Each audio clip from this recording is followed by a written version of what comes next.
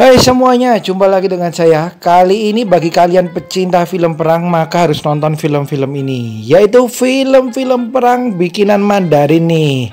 Apa aja itu yang pasti nggak kalah dengan Hollywood punya ya guys ya. Dan ceritanya pun bagus-bagus, jadi jangan sampai ada satu film pun yang terlewat. Tapi sebelumnya seperti biasanya jangan lupa untuk klik like, komen, dan subscribe serta nyalain juga lonceng notifikasinya supaya nggak ketinggalan video-video terbaru dari saya. Yuk langsung yang pertama ada Operation Red Sea tahun 2018. Salah satu film perang Mandarin yang ternyata sukses nih guys dalam menyabet pendapatan yang tinggi dan juga disukai oleh penonton. Diceritakan mengenai 8 orang pasukan yang bertugas di lini depan untuk memperlambat laju para pemberontak nih dalam mengamankan situasi di Laut Merah sambil mereka menunggu bantuan yang ada. Meskipun hanya berdelapan tapi ternyata mereka sanggup nih untuk melawan para pemberontak. Berikutnya ada Wolf Warrior tahun 2015 dan 2017. Film ini sukses sehingga dibikin sequelnya di tahun 2017 dan kabarnya akan ada lagi yang ketiganya nih guys. Diceritakan mengenai pasukan khusus di mana mereka menggerebek penyelundupan narkoba dan ternyata salah satu pasukan tersebut ngeyel guys, alias tidak mengikuti perintah dan menembak. Sebagai hukuman dia ada di sel dan ternyata dia diajak bergabung di Wolf Warrior. Berikutnya ada Operation Mekong tahun 2016. Film ini bercerita mengenai pembantaian 2 kapal dagang Cina di Sungai Mekong nih, di mana 13 awak yang ada di dalamnya meninggal secara mengenaskan dan kemudian ditemukan juga narkoba di kapal tersebut. Nah, beberapa polisi dikirim, pasukan khusus dikirim untuk menyelidiki apa yang terjadi dan memburu siapakah para pelakunya. Dan berikutnya ada Assembly tahun 2007. Salah satu film perang yang wajib banget nih kalian tonton karena bagus banget nih menurut saya. Diceritakan mengenai perang yang terjadi di tahun 48 yang membuat banyak orang terbunuh nih, di mana tentara pembebasan rakyat Tiongkok berusaha berperang melawan tentara nasional Cina karena pemimpinnya dibunuh. Ini banyak plot twistnya dan juga keren banget nih guys. Berikutnya ada Death and Glory in Changde tahun 2010. Kalau nonton film ini kalian harus benar-benar siap mental ya guys ya, karena sedih nih filmnya. Diceritakan mengenai pertempuran yang terjadi antara Jepang dan Cina selama masa perang, di mana 30.000 pasukan Jepang berperang melawan 8.000 pasukan pertahanan Cina. Dan film ini penuh dengan adegan yang membuat kalian banjir air mata. Kemudian berikutnya ada film My War tahun 2016.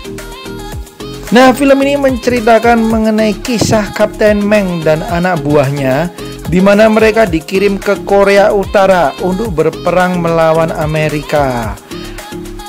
Bagi kalian yang mencari film dengan perang yang tidak itu-itu aja, bukan perang dunia dan juga bukan perang Irak ataupun yang lain, mungkin ini menjadi salah satu film yang bisa kalian tonton nih guys. Ini dia My War tahun 2016. Kemudian berikutnya ada Sky Hunter tahun 2017. Kalau tadi perang-perangnya di darat nih, sekarang kita ke perang yang ada di udara, alias perang pesawat, di mana diceritakan sekelompok pasukan khusus yang merupakan pilot-pilot muda. Mereka harus bertugas dalam melawan pasukan pemberontak nih guys. Dan film ini juga menampilkan efek-efek yang bagus nih guys, gak kalah dengan Hollywood. Ceritanya pun oke. Ini dia Sky Hunter. Kemudian berikutnya ada film The Sacrifice tahun 2020. Masih baru nih film. Satu lagi film yang mengisahkan mengenai pasukan Cina sukarelawan yang dikirim dalam membantu Korea memerangi Amerika nih guys.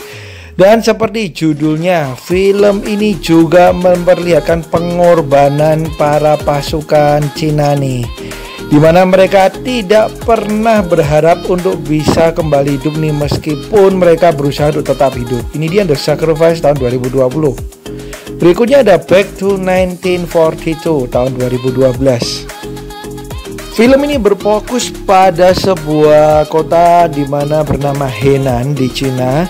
Ketika perang melawan Jepang yang kedua kalinya akan terjadi, malah ada musibah kelaparan nih guys di kota Henan.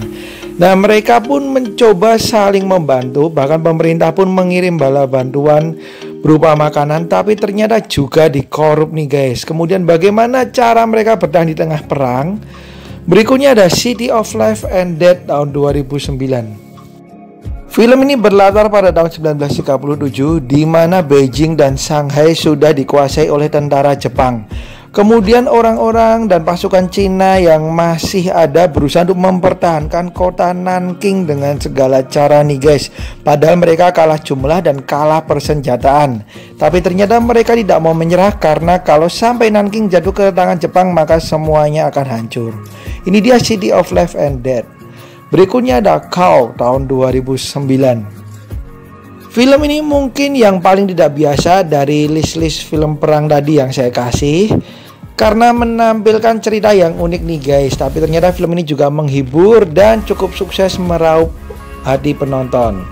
Nah, menceritakan mengenai seorang pria semasa perang melawan Jepang nih, dia tetap setia dengan sapinya dan selalu mengajak sapinya ini kemana-mana meskipun perang sedang terjadi. Berikutnya ada The 800 tahun 2020, masih baru dan keren banget nih film. Mengisahkan mengenai pasukan Tiongkok di mana mereka melawan pasukan Jepang meskipun kalah jumlah dalam mempertahankan kota Shanghai. Mereka pun harus bertahan selama 4 hari dalam melawan para pasukan Jepang. Karena ini film masih baru, tentunya menampilkan efek yang keren banget nih guys. Jadi jangan sampai ini kalian lewatin. Berikutnya ada The Chinese Widow tahun 2017 yang diperanin oleh Liu Yifei. Film ini mengisahkan mengenai seorang tentara Amerika di mana ia harus mengalami pendaratan darurat di sebuah provinsi di Tiongkok, yaitu di provinsi Xinjiang, dan dia diselamatkan oleh seorang janda muda nih. Bahkan mereka pun terlibat perasaan cinta. Tapi perasaan mereka ini tidak mudah karena harus melewati perang yang sengit. Kemudian berikutnya ada The Flowers of War tahun 2011. Film yang juga dibintangi oleh Christian Bale ini menceritakan mengenai seorang warga Amerika yang harus bersembunyi bersama anak-anak ketika pasukan Jepang menyerbu. Bahkan ia pun bersembunyi dengan sekelompok wanita penghibur. Nah, si pendeta ini kemudian menyamar sebagai pendeta karena Jepang tidak melukai warga barat. Nah, bagaimana kisah hidupnya semasa perang dan apakah ia selamat dengan anak-anak tersebut? Oke, itu dia guys film-film perang Tiongkok nih yang harus kalian tonton dan jangan sampai terlewat. Yang pasti tidak kalah nih dengan Hollywood dan efeknya pun bagus-bagus. Dan mohon maaf apabila ada kesalahan dari saya, ya harap dimaklumin. Dan kalau ada masukan-masukan bisa kalian tulis di kolom komentar tentunya dengan bahasa yang sopan. Oke, sampai jumpa di video saya yang lain. Bye bye, sehat selalu, bahagia selalu.